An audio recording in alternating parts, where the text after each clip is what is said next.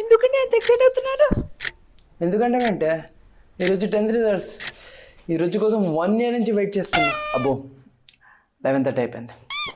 Start చేద్దాం ఇంకా. ఏమోయ్ మీ వదిన వాళ్ళ పిన్ని వాళ్ళ కూతురు కొడుకు 10th అంటగా, నంబర్ పట్రా. టన్ టన్ టన్. ఏంటండి అది?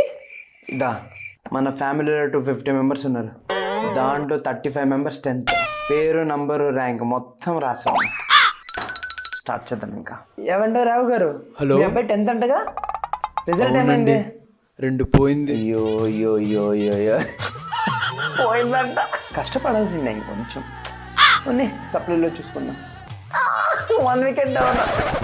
నమస్తే బావ. ఏం తీసుకుంటారు? Coffee, tea? మీ కొడుకు రిజల్ట్స్ ఏంటి? మీ అమ్మాయి మార్క్స్ ఎంత? ఏంది బావా మన రిజల్ట్ ఏమైంది? వదినా మన అమ్మాయిది రిజల్ట్ ఏమైంది? అక్కాయ్ ఏమైంది మీ ఓటు రిజల్ట్? రే మీ ఓటు రిజల్ట్ ఏమైంది? పోయిందా? అవునా? అయ్యో. అండ్ జస్ట్ ఇప్పుడే ఇద్దరు కాల్ చేశారు. బెంగళూరులో ఉన్న మా వదిన వాళ్ళ అత్త కూతురు కొడుకుది ఏమైందో తెలిసింది. అండ్ హైదరాబాద్ లో ఉన్నారు కదా మా వదిన వాళ్ళ అన్న, వాళ్ళ కొడుకుది రిజల్ట్ ఏమైందో తెలిసింది. ఇప్పుడు ఢిల్లీలో ఉన్న మా అమ్మమ్మ చెల్లెలు కొడుకు కూతురు 10th అంట చేస్తున్నా. అదేంట్రా మార్క్స్?